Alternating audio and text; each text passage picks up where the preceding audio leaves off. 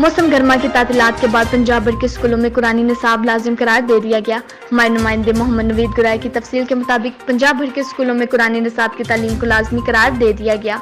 अहकामात से हटकर निसाब पढ़ाने पर प्राइवेट अदारे को 20 लाख रुपए जुर्माना या मुतलका स्कूल का लाइसेंस मनसूख कर दिया जाएगा।